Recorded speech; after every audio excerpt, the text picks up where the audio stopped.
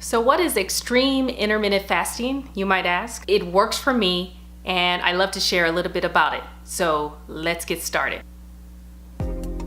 Hi, I'm Reggie, and thank you for joining my channel on RegEdited. I'm a video content enthusiast. I'm a sales executive by day, and 24 hours a day, I am the caregiver of a lovely parent by the name of Diane, who is a stroke survivor. So this channel is about self-preservation, taking care of the caregiver, and we're just here to share some bits and tips on giving a little bit of inspiration and hopefully making a big impact in your day. So at least that's the goal. And please don't forget to subscribe to the channel if you're not subscribed already, and please do leave a thumbs up if you enjoy the video content that we cover. So what is extreme intermittent fasting, you might ask? Well, intermittent fasting is just about taking breaks between meals. And so giving your body, your digestive system, and everything else in your body a break from doing a lot of work when it comes down to eating meals. Intermittent fasting can go in so many different directions where the window of eating can be at any given time. So if you are a beginner when it comes to intermittent fasting, you may just start out with a 12-hour fast, and then you can eat.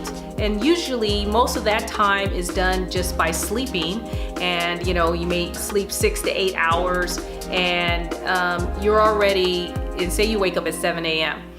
You're going to go to a 12-hour fast, so you only have maybe 4 more hours. So basically you're just skipping breakfast, and then you eat lunch. So that could be something that you could start out with to be intermittent fasting. I started out maybe about 1.5 years ago, and that was like a 16-hour fast, and I had an 8-hour window to eat.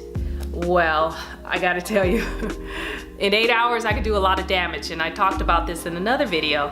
And I can eat 3 meals in 8 hours, so that's not something that would work for me and did not work for me. In fact, I actually gained weight so during this so-called intermittent fasting 16-8 plan. I added on the extreme intermittent fasting, which I do 22 to 24 hours a day, and this is daily for me now in the last 6 months. So 22 to 24 hours, and I give myself maximum about a 2-hour window to eat. And so that consists of 1 meal, which some YouTubers and other people may call that just OMAD, which is 1 meal a day. I give that 2-hour window, and I have 1 meal, and it's usually a keto meal, which is low carbs or minimal as possible on carbs, higher protein and higher fat. Usually the content of fat for me in my macros is probably about 40 to 50% fat, and then the rest protein, and then 5 to 10% of carbs, which is my vegetables. I do that on a daily basis, and this is what I really think is key for me to, well, not only reaching weight loss, where it was my target to lose 15 pounds, but I lost a little more than that, but it keeps me in check and maintaining my weight from here on out since, again, in the last 6 months. So I'm excited about that. And you might ask, why do I do it? Well, again, not only the weight loss, but it's all about health. And there's 2 things that really stood out to me that I was in search for correcting. 1, inflammation. 2, my freaking hormones I want to balance.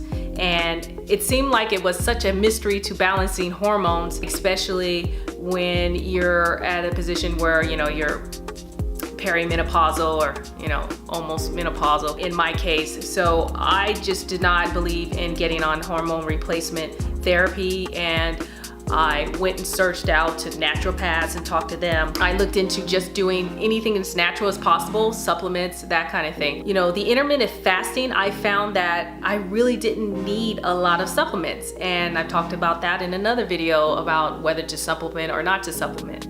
And I will make sure I leave a link to some of those videos that you can see what I went through, or at least talk about it on whether to supplement or take supplements or do nothing.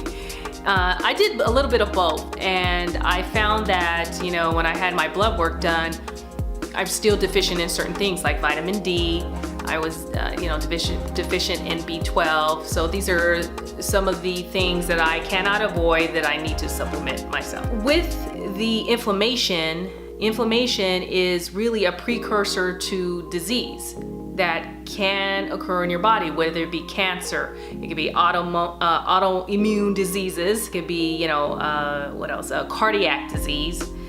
There's a lot of different things that can come up out of inflammation. So that is the warning. Your body's telling you that it needs to be corrected or it needs attention to that certain area that you have inflammation. And so when you fast, you are giving your body such a break that it will heal itself and get rid of the inflammation. And that is why I do it on a daily basis. It's huge for me. So I think you should think about it and maybe you want to try it and do a little small, test and see what it's all about. Also, for spiritual reasons as well, a lot of religions, and almost all of them, and you can look this up as well, all of them have certain times of the year that they do fast. Whether it's Muslim, Christian, Catholic, you name it, everyone has done some version of fasting. That is what gives you more clarity in the brain, more focus, and also brings you a connection to God, closer to God, and that you can actually hear Him. I believe in God, and so that's huge for me, and that's another way of meditating, which is fasting. You really got to ask yourself, do you really want to commit? You have to commit. You have to give in. Your lifestyle is completely changed once you start having a fasting focused lifestyle. I had to do that, and I just can't just put one toe in. You can't just put it in and then take it out and when you feel like it. Now, think about it. Even though you're fasting, and if you decide like me, extreme intermittent fasting on a daily basis, I still take my breaks on the weekends. Now, even the weekends I am fasting, but what I mean by taking breaks is that I may have 2 meals in a day because I'm going to an event.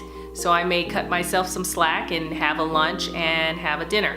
Or I have a client that I have to take to lunch, and I'm still gonna eat dinner because when I eat lunch, I find that I'm just still hungry around 5-6 o'clock, which is my normal time to eat. And I just have to give myself a break. And really, if you do it correctly and keep the carbs low, you won't gain a pound. And for me, I basically lose a pound if I am doing the keto meal. So yeah, there's a lot of ways you can do this. Think about it. It's something that I will always be supportive of, and I think it really makes sense. And just remember, what does disease mean? The word disease is the dis-ease in your life. Think about that. And I really appreciate you listening to this video. And please do leave a comment because there's questions I have. What do you think about extreme intermittent fasting? And do you think you would like to try it? So please do leave a comment. I'd love to hear what your opinion is, and maybe what you're doing that's different than my strategy. So thank you so much, and always remember to keep searching for the perfect bite and balance just to be the best you. Thanks for watching. Bye.